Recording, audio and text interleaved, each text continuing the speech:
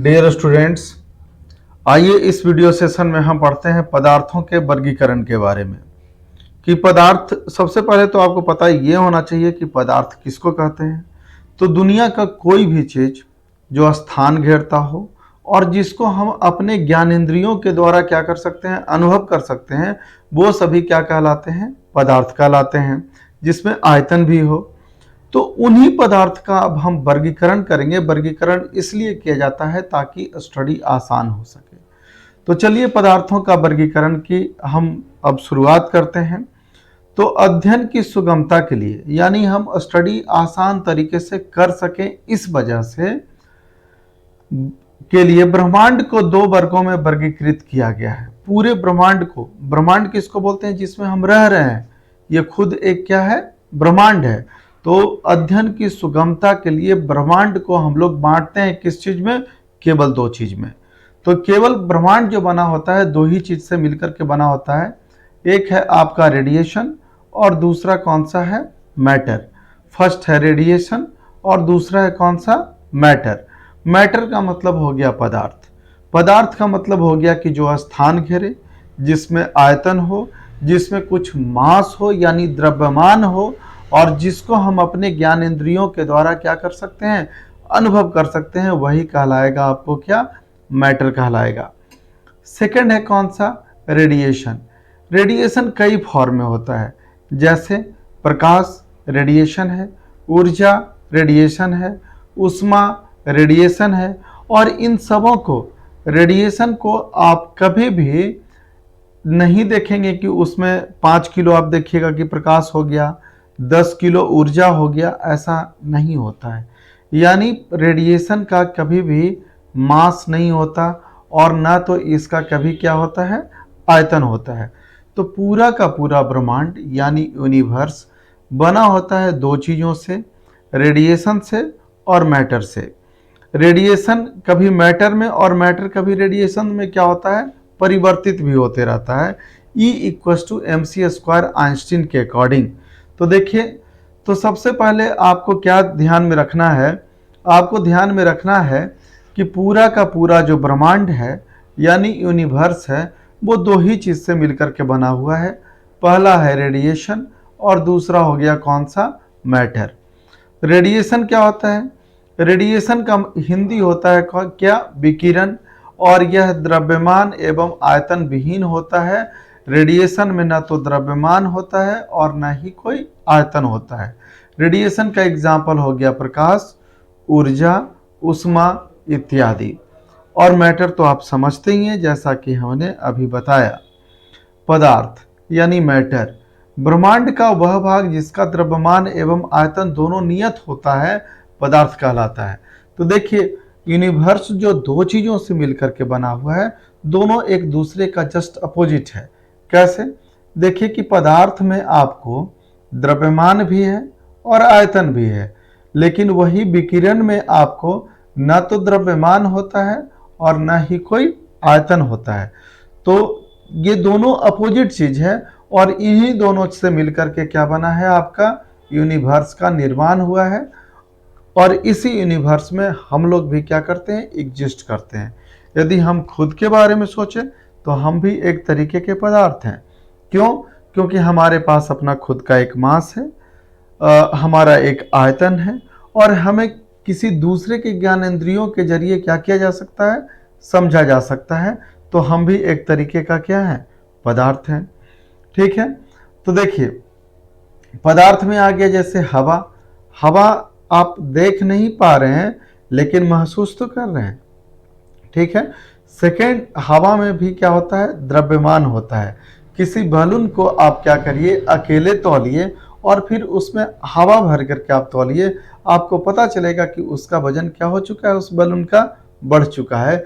तो इससे पता चलता है कि हवा में भी क्या होता है, द्रव्यमान होता है।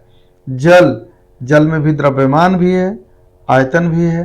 कलम, द्रव्यमान भी है, आयतन भी है।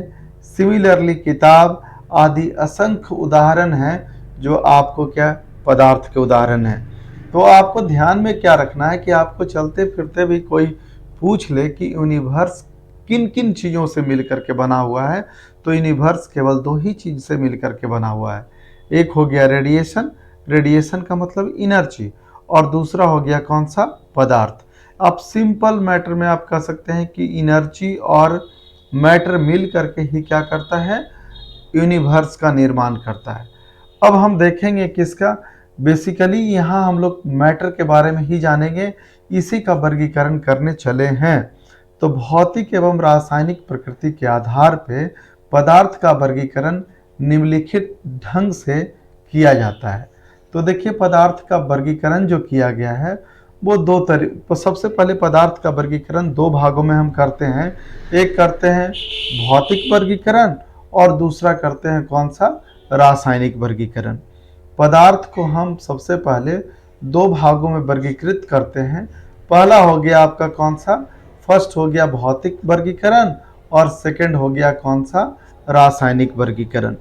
भौतिक वर्गीकरण में आ जाता है ठोस, सेकंड आ जाता है कौन सा, द्रव, और तीसरा जो है और लास्ट है वो आ जाता है कौन सा, गैस। तो देखिए सॉलिड, लिक्विड और गैस जितना भी पदार्थ है वो सभी के सभी बने होते हैं एटम से बने होते हैं। तो कोई भी पदार्थ ठोस में है, द्रव्य में है और गैस में है, ये दो चीज पर डिपेंड करता है। एक हो गया थर्मल एनर्जी और दूसरा हो गया इंटरमोलिकुलर फोर्स ऑफ अट्रैक्शन। दो चीज है जिस पर कोई भी पदार्थ अपनी अवस्था को चेंज कर सकता है। पहला है आपका कौन सा, ये हो गया थर्मल एनर्जी, थर्मल एनर्जी, और दूसरा हो गया इंटरमोलिकुलर फोर्स ऑफ अट्रैक्शन। अब यहाँ आप ध्यान से देखिए, जो सॉलिड होता है तो सॉलिड के जितने भी पार्टिकल्स जो होते हैं ठोस के, वो आपस में क्या होते हैं, ये आपस में एक दूसरे से क्या होते हैं, ऐसे ये जुड़े होते हैं, आपस में एक दूसरे से क्या होते हैं, जुड़े हुए होते हैं। तो ये हो गया कौन सा, ठोस। वही गैस के जो पार्टिकल्स होते हैं, जो कण होते हैं, वो एक दूसरे को देखना पसंद नहीं करते और एक दूसरे से दूर भागते रहते हैं। देखिए इसके कोई भी पार्टिकल्स आपस में जुड़ा हुआ नहीं है, सब कहाँ है, दूर दूर चला जा रहा है। वही द्रव्य में देखिए कि इसके जो पार्टिकल्स होते हैं ज़्यादा दूर भी नहीं जाते हैं और ज़्यादा करीब भी नहीं होते हैं। तो ये हो गया आपका कौन सा, लिक्विड। तो इन तीनों चीज़ों में देखिए कि समानता क्या है, कि तीनों सेम ही चीज़ से यदि बना हुआ हो तो तीनों की अवस्था अलग अलग है। ये डिपेंड कर रहा है इसके थर्मल एनर्जी पे और दूसरा डिपेंड कर रहा है इंटरमोलिकुलर फोर्स ऑफ अट्रैक्शन पे। जैसे आप वाटर मोलिकुल्स को ही देख लीजिए, तो वो वाटर, पानी जो बना होता है वो H2O से बना होता है। तो इसके जितने भी मोलिकुल्स हैं यदि सभी के सभी पास पास में आ जाएंगे तो ये हो जाएगा आइस। तो आइस क्या होता है, ठोस। वही जब इसके हम थर्मल एनर्जी को बढ़ा दें, यानी इसको हम हीट दे दें, तो हीट देने के बाद ये नॉर्मल टेम्परेचर पे चला जाएगा पानी, तो हो जाएगा क्या, द्रव। और भी ज़्यादा हम हीट दे दें और भी थर्मल एनर्जी को इसको हम बढ़ा दें तो ये हो जाता है गैसियस फॉर्म में, यानी वेपर के फॉर्म में। तो आप वाटर मोलिकुल्स पे, वाटर पे हम केवल चर्चा करें पानी पे ही, तो पानी अपने तीनों भौतिक वर्गीकरण के फेज में आपको मिल जाएगा। ठोस में भी मिलेगा, द्रव्य में भी मिलेगा और गैस में भी मिलेगा। ये डिपेंड करेगा थर्मल एनर्जी पे। थर्मल एनर्जी यदि बहुत ही कम है तो थर्मल एनर्जी का जब वैल्यू घट जाता है तो इंटरमोलिकुलर फोर्स ऑफ अट्रैक्शन का वैल्यू क्या हो जाता है, बढ़ जाता है। तो इसके जितने मोलिकुल्स हैं काफ़ी पास पास में आ जाएंगे। कब, जब इसका थर्मल एनर्जी कम हो जाएगा तो इसके जितने भी मोलिकुल्स हैं वो पास पास में आ जाएंगे। तो पास पास में आ जाएंगे तो ये हो जाएगा ठोस। वही थर्मल एनर्जी का वैल्यू बढ़ेगा तो इंटरमोलिकुलर फोर्स ऑफ अट्रैक्शन घट जाएगा, क्योंकि दोनों एक दूसरे का इन्वर्सली प्रोपोर्शनल टू है। तो देखिए यहाँ क्या होगा कि इसके केस में, द्रव्य के केस में थर्मल एनर्जी का वैल्यू ज़्यादा होगा सॉलिड के तुलना में और इंटरमोलिकुलर फोर्स ऑफ अट्रैक्शन घटेगा तो लिक्विड। और सबसे कम जो होता है इंटरमोलिकुलर फोर्स ऑफ अट्रैक्शन वो होता है किस चीज में, गैस में, और थर्मल एनर्जी का वैल्यू सबसे ज़्यादा हो जाता है। तो आपसे यदि पूछा जाए कि कोई भी सबस्टांस, कोई भी मैटर ठोस है, द्रव है और गैस है, ये तीनों अवस्था में जो आपस में इंटरचेंज होता है, इसके लिए उत्तरदायी कौन होता है? तो इसके लिए उत्तरदायी होता है आपका कौन सा, थर्मल एनर्जी, और दूसरा intermolecular force of attraction. Solid में थर्मल एनर्जी सबसे कम और इंटरमोलिकुलर फोर्स ऑफ अट्रैक्शन सबसे ज़्यादा। वही गैस में थर्मल एनर्जी का वैल्यू सबसे ज़्यादा और इंटरमोलिकुलर फोर्स ऑफ अट्रैक्शन का वैल्यू सबसे कम। और इंटरमीडिएट यानी दोनों के बीच का किस में होता है, लिक्विड के फेज में होता है। तो ये वर्गीकरण किस चीज़ का था, भौतिक वर्गीकरण था पदार्थों का। ठोस, द्रव और गैस, ये तीनों भौतिक वर्गीकरण होता है किस चीज का, पदार्थों का। अब आ जाइए रासायनिक वर्गीकरण। तो रासायनिक वर्गीकरण में इसको दो भागों में बांटा गया है। एक होता है शुद्ध पदार्थ और दूसरा होता है कौन सा, अशुद्ध पदार्थ। शुद्ध पदार्थ में कौन कौन आ जाता है, तत्व आ जाता है। और तत्व, आपके तत्वों को वर्गीकृत किया गया है किस चीज में, धातु में, उपधातु में और अधातु में। उपधातु किसको बोलते हैं, जिसमें धातु और अधातु दोनों का गुण विद्यमान हो, तब उसे हम क्या कहते हैं, उपधातु बोलते हैं। और शुद्ध पदार्थ का दूसरा एक रूप है कौन सा, यौगिक। और यौगिक आपका हो सकता है कार्बनिक और दूसरा हो सकता है कौन सा, अकार्बनिक। कार्बनिक यौगिक वो होते हैं जो नेचुरल होते हैं, प्रकृति के द्वारा बनाए गए होते हैं पहले के डिफिनीशन के अनुसार। लेकिन आजकल के डिफिनीशन के अनुसार क्या होता है कि कार्बनिक पदार्थों को हम लेबोरेटरी में क्या कर सकते हैं, बना सकते हैं।